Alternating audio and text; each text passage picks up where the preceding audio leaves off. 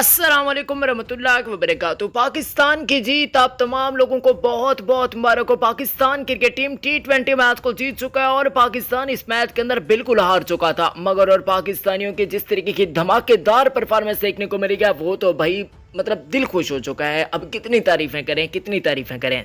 दिल से इस वीडियो को लाइक कर दीजिएगा। पाकिस्तान की जीत आप सभी लोगों को मुबारक हो। प्यारा सा जुमला, एक प्यारा सा जुमला बाबर और रिजवान के लिए लाजमी से कमेंट सेक्शन में लिखिएगा और चैनल को भी सब्सक्राइब कर दीजिएगा। नाजरीन करम, 200 का टारगेट था पाकिस्तानियों के लिए।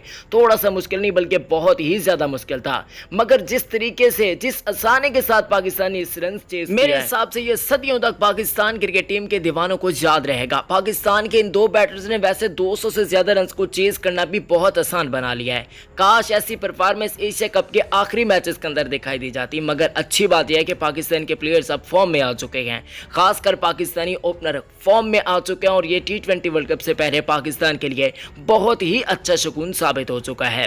तो आप लोगों से एक ही छोटी सी रिक्वेस्ट है कि आप लोगों ने इन प्लेयर्स के हवाले से दुआएं लाजमी से करनी है, क्योंकि इनके साथ अगर हमारी दुआएं होगी तभी पाकिस्तान कुछ कर पाएगा, पाकिस्तानियों का कुछ फायदा हो पाएगा, पाकिस्तान क्रिकेट टीम का नाम रोशन हो पाएगा। और बाबर आजम की सेंचुरी तो भाई रिकॉर्ड तो बना दिया ना भाई। आज वैसे रिकॉर्ड्स भी बहुत ज़्यादा बने हैं, मेरे हिसाब से तो कम से कम 10-20 के करीब तो रिकॉर्ड बन चुके हैं और इससे भी ज़्यादा गालिबन हो चुके होंगे।